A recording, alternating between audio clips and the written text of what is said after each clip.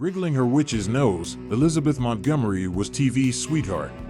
As the star of the classic TV sitcom Bewitched, actress Elizabeth Montgomery could get anything she desired with just a magical twitch of her nose. But off-screen, the blonde beauty struggled to find happiness, running through 4 tumultuous marriages and bewitching many of Hollywood's leading men, a startling new book reveals. Today, I want to tell you how many men she left with broken heart and why Hollywood icon Elizabeth Montgomery passed away totally lonely.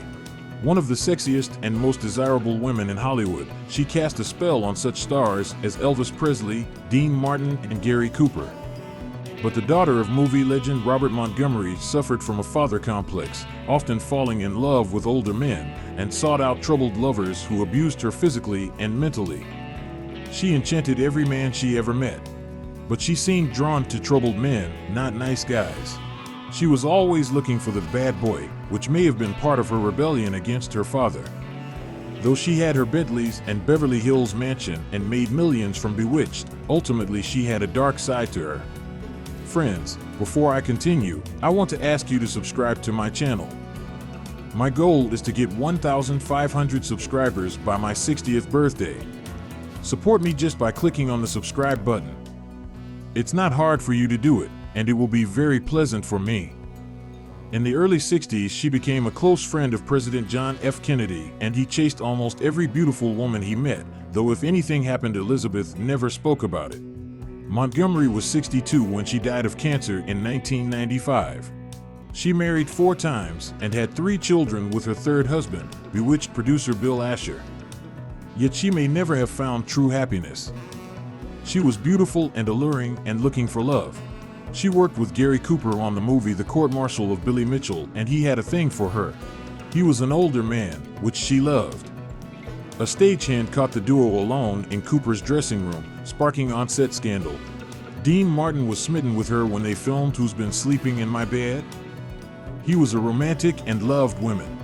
And again, for Elizabeth, there was the attraction of an older man. Elvis Presley was closer to her age when they co-starred in Kid Galahad, but he wanted her. Her much older husband got upset when he saw Elvis flirting with her on set. Among her most tormented lovers was former ballet star Alexander Godunov, who became a successful actor with films that included Witness and Die Hard. He was an alcoholic and she was drawn to him, perhaps hoping to rescue him. But he was abusive and self-destructive. Elizabeth had an affair with him while with the man who became her 4th husband. When Montgomery split from Godunov, he fell into a downward spiral. He lost himself in an alcoholic haze, says a Hollywood insider. He eventually drank himself to death. Montgomery became a star as Samantha Stevens, the wholesome, bubbly, nose-twitching housewife which of Bewitched, yet her 4 marriages were as troubled as her affairs. Her first husband was rich New York socialite Fred Kamen, about a decade older than her, whom she met while filming a TV show. But he wanted her to quit acting and be a stay-at-home wife in New York, and Elizabeth had ambition. She soon took off for California, and a career and their marriage went south. Her second husband was the Oscar-winning movie star Gig Young, some 25 years her senior and at 48 almost her father's age. Her father was horrified. Elizabeth was 22 and infatuated, but Gig Young was an alcoholic, emotionally abusive, and probably physically abusive as well. She tried to save him, but their marriage broke down. Elizabeth's third husband was Bewitched producer Bill Asher, yet another older man. But that marriage struggled and he had affairs throughout Bewitched. Despite the success of Bewitched, which became one of America's top-rated TV shows, boredom set in after a few seasons and Montgomery launched into an affair with one of the directors, Richard Michaels, shattering both their marriages in 1971. Toward the end of his life, Bill Asher still missed Elizabeth and was crying his heart out for her, saying, "It was all my fault." He couldn't get over her. Then she met former Falcon Crest star Robert Foxworth, 9 years her junior. They were together 20 years before they finally got married, soon after she ended her affair with Alexander Godunov, but later she was diagnosed with cancer and died 18 months after they wed. Montgomery spent her life trying to resolve the conflict with her famous and overbearing father. He was Hollywood royalty and her mother was Broadway actress Elizabeth Allen. Montgomery grew up in their Beverly Hills mansion among family friends including Betty Davis. She made her debut on her father's weekly TV show in 1951. Robert Montgomery was a famous movie star of the 40s and 50s and a major TV star in the 60s, and Elizabeth struggled to escape his shadow. He didn't want her to become an actress, and that sparked the beginning of her resentment. He was her toughest critic as an actress and was very hard on her personal life too, from the way she walked and her posture to her penchant for older men. He was horrified. He thought she was trying to replace him with all her older lovers. Elizabeth was a teen when her parents divorced, and that strained her relationship with her father even further. Her dysfunctional childhood family home haunted her for years. She was conflicted, trying to please her father but also rebelling against him.